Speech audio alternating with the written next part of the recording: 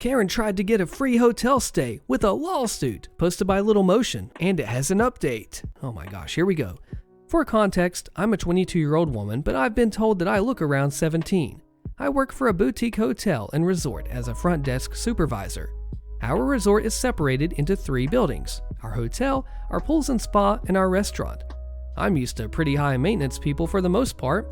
I've worked in customer service since leaving high school, so not a lot bothers me, and I can usually diffuse stressful situations easily. Basically, I've seen my fair share of Karens. I'm not sure how it is at other hotels, but at my hotel, reservations that are made for the same day as check-in are treated with a bit more security since we've been scammed before. It's a security policy to make a copy of the driver's license at check-in in case the credit card turns out to be stolen. That way, we have a picture of the guest. Today, we had a same-day reservation come through a third party, something like Expedia or Priceline. No biggie. When the guest comes in, she seems nice enough. No typical Karen haircut or anything like that. I go through the motions, ask to see her ID, and to get a credit card for incidentals. She hands them over, and I set the ID on our scanner. "What are you doing?" she snaps. "Hey, I'm just making a copy of your ID for the reservation." "You can't do that." I thought, then I took the ID out to double check that it wasn't a military ID, which is illegal to copy in the US. It was a regular state driver's license. "I'm sorry, ma'am, it's a security policy. We do this with all of our same-day reservations." "You think I'll scam you? You treat my people like this? My mother is disabled and you're making her wait in the car." To clarify, she was of Hispanic or Latina descent, one of the two. "No, ma'am, we do this every same day." She cuts me off. "Get me your manager." I sigh and radio my manager to the front desk. Once she's there, Karen goes into this long rant about how we were stealing her personal information and how it was against the law to make copies of a person's ID. My manager looked at her and then at me. "She's the woman on the ID. Just go ahead and check them in." I did as I was told and checked in the group of 4 into one of our handicap-accessible rooms. These rooms were bigger with low-profile beds and roll-in showers for wheelchairs. Around an hour later, Karen called the desk asking for an extra blanket, asking me to turn up the thermostat for her because she couldn't figure it out, asking for extras of the free coffee in the room and whatever else that she could get for free. No biggie, that's what I'm here for. Now, here's where I nearly snapped. Later in the evening, she called me asking if we had a step stool for her mother to use to get into bed. Now, her mother was around my height, 5'7", and these beds were low profile already, but she was, for lack of better words, extremely overweight. So I believed it may be a bit more difficult for her to get from her motorized scooter onto the bed. I let them know that we didn't have a step stool in this building, but that I would be happy to call the spa and pool to see if they had one that we could use. The girl I spoke to at the desk told me that they had step stools in the locker rooms, but she didn't think that we could use them. She asked around and her manager said that they didn't have any extra stools. I called Karen. "I'm sorry, but it doesn't look like that we have any stools on property for guest use in the rooms. For your inconvenience, I'd be happy to give you a meal voucher for dinner."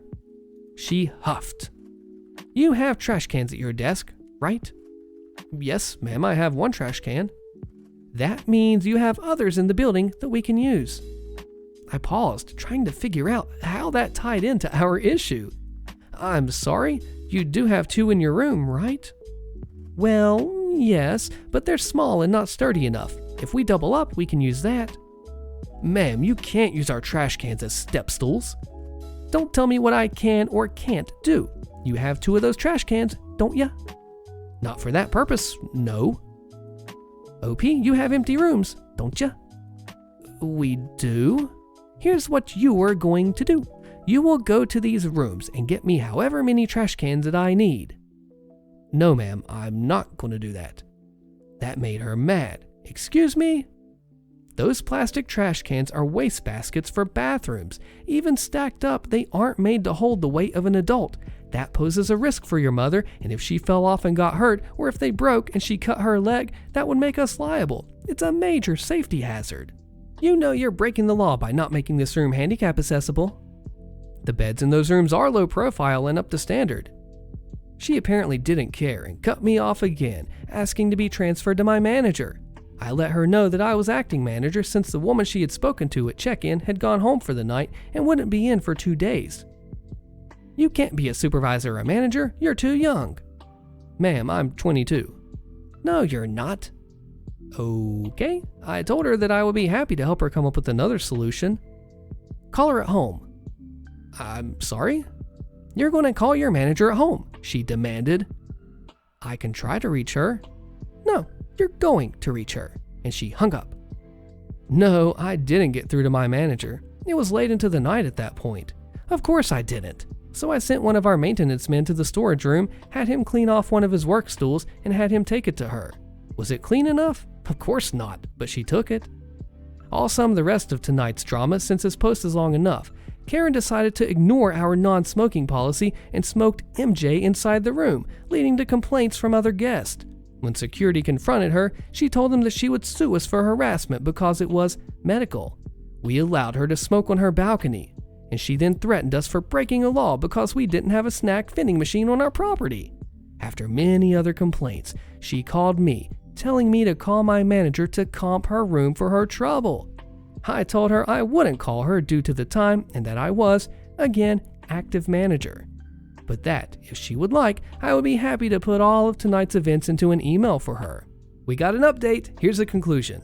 So, this first part I got from my coworker that had taken over after I went home last night. According to him, aside from the noise complaints from the surrounding rooms, Karen decided her room service was not to her liking. So instead of calling the desk or setting the food in the hall for collection, she threw it against the wall, spraying ketchup all over our white walls and light brown carpet. In addition to this, her credit card had declined during night audit, meaning she was now staying there for free. A new credit card was put on file after I got in, followed by her saying that she wanted to split payment among the 4 adults staying in the room. Fine, can do. When the woman finally left, she stopped at the front desk to fight us on her rate and to put a third card on file. She had a double rate, signed for it, and authorized it, but she demanded a free stay for her troubles. When we told her that she'd signed an agreement to pay for both nights, she threw a fit, saying, "This is racist. With everything going on, you can't treat me like this. I am your customer. I will sue you for violating every law I've clocked during this stay." Ma'am, you've signed the contract. The contract, it's wrong. This place is horrible and I should have never stayed here. She then stormed out without giving us the credit card info. My manager called her, emailed her, and finally just charged the card that we had on file. I fully expect her to call me tonight to scream more, but at this point, I am so done.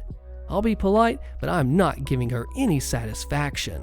Imagine how different this story would have gone if OP did not stand up to Karen. She'd continue her Karen tirades, just doing it because, well, people let her do it. What do you think? How would you handle this if you were OP? My pool is not a motel room, posted by disgruntled veteran. Background. I'm a combat veteran and a school teacher at this time, and my wife was a school teacher as well. So I bought my first house 12 years ago. It was in a low middle-class neighborhood with a lot of working-class families. My house had a pool in the backyard, and my parents bought me and my wife a hot tub as a wedding and housewarming gift. 2 weeks after moving in, we found a stranger and 6 teenage kids swimming in our pool when we got home. We will call them entitled mom, entitled daughter, entitled son, and the others I assume to be their friends and or boyfriend. The daughter was about 18 or 19 years old, and her brother was about 17. When we told them to get out and to get off of our property, the entitled mom, who sounds like a Karen, told me that the previous owner gave them permission to come over whenever they wanted to swim. I explained to her that I was the new owner and that I was not okay with it. I told the entitled mom, Karen, that not only do I not know them, but there is a legal liability for me if they got hurt. She yelled and fake cried, saying that I was being a bad neighbor, selfish, and forcing her kids to sweat in the summer heat. She told me that if they died of heat stroke, it was my fault for not letting them swim in my pool. I told her to get the heck off of my property and never return. Fast forward 2 weeks. I had put up a no trespassing sign on my property in multiple spots and had gotten to know many of the not entitled neighbors. They were great, and they told me to ignore Karen and her kids. They told us she was already bad-mouthing us, but no one ever believed her. Now, I start to notice when I wake up in the morning that there is evidence of people using my pool and hot tub at night when we are asleep or away. I find beer cans, cigarette butts, and even a used rubber. I figure it has to be from Karen and or her brats. So, I install cameras on the grounds and start videotaping. Sure enough, I catch the daughter and a few others hanging out in my pool on Friday nights when my wife and I are out. Friday nights, she goes to a friend's house for movies and wine, and I play Warhammer 40K or card games. I figure they must have been waiting for us to leave and then threw a mini party or were quietly swimming while we slept. So I discussed it with my wife and decided to teach Karen and her brats a lesson. So, the next Friday night, I park my car a street over, and my wife does the same.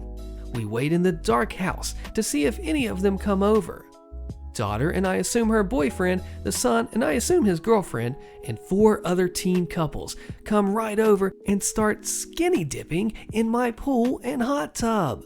Why a bro and sis would do that together still bothers me. They have beer and I can smell the skunk from inside the house. I wait 45 minutes for them to get really into their fun, and 2 are actually doing stuff in my pool. I then spring my trap. I go out with my rifle, a Ruger Mini 14 with 20-round magazines for you weapon enthusiasts like me. I point it at the ground, but at the ready. When I reach the pool, my wife flips on the back lights and I yell for them to freeze or I'll shoot. My wife calls the police meanwhile. They all have the deer in the headlights look on their faces, and not one of them tries to speak for a good minute. The daughter tells us that she has permission to be there and that we need to let them get dressed.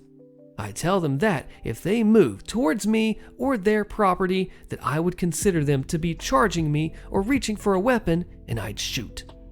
They must have believed me because they froze. One girl begged me to give her her clothes while she was trying to cover her chest with her hands. Not being a total jerk, I say that I will throw them all of their clothing. I then walk over to their piles of clothing, phones and purses, and throw everything into the pool. They freak out trying to save their phones and other goods. After 10 minutes, the police show up and they have the kids climb out of the pool wearing their soaked clothes and trying to shake their phones dry. I show the police the videos from our cameras, the no trespassing signs, and explain to them that I had told them and their mother that they were persona non grata. The kids were arrested for trespassing, possession of a controlled substance, underage drinking, and indecent exposure. The police recommended that next time I leave the weapon in the safe and let them just come and get them. I told them that I thought they may attack my wife and had to stand my ground. I proved that I never pointed it at them with the videos, so I couldn't be charged with anything. As the kids are being loaded into the police cruisers, Karen shows up, yelling at the police and my wife and I. She demands that the police let them go and even tries to open the door on one of the cruisers. The police threaten her with being arrested if she doesn't back off and leave my wife and I alone. I later found out that the charges against the teens were reduced and they all had plea deals. They all got community service, fines, and were put on probation. We got a restraining order against Karen and her brats, so they couldn't bother us again. I sent a bill to Karen for the cost of draining, disinfecting, and refilling my pool, and having a professional cleaning service clean up the kids' mess. The bill was for about $400. I had my parents' attorney send it to Karen with a letter stating that if it was not paid in 30 days, then we would sue her for a larger amount. She paid and sent a check to my attorney, and thankfully it did not bounce.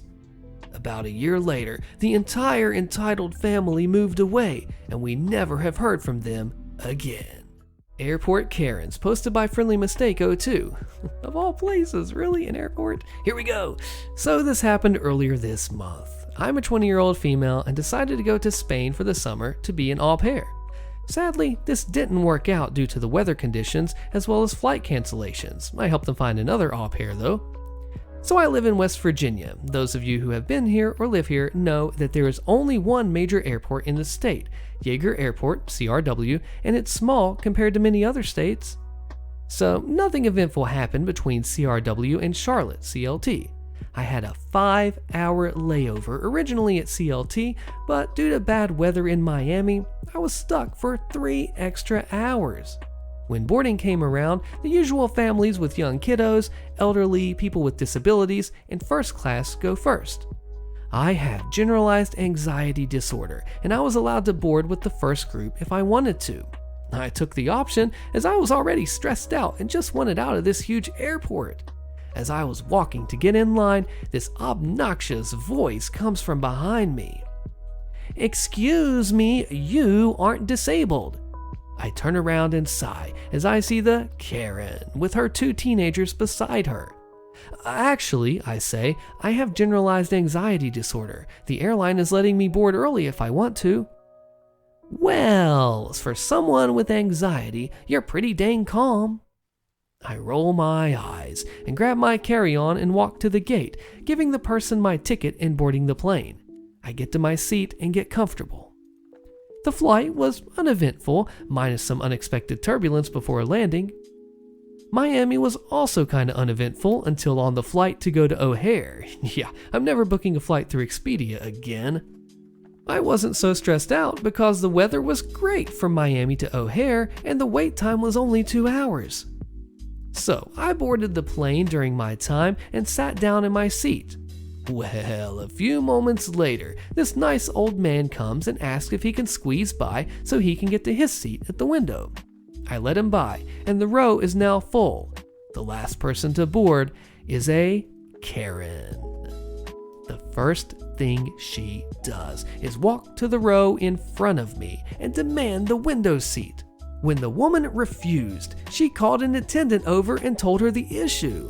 Karen 2 says, "This woman won't give me my seat." Attendant says, "Oh yes, let me see your ticket stub so I can check the seat number, miss." Woman says, "Here's mine."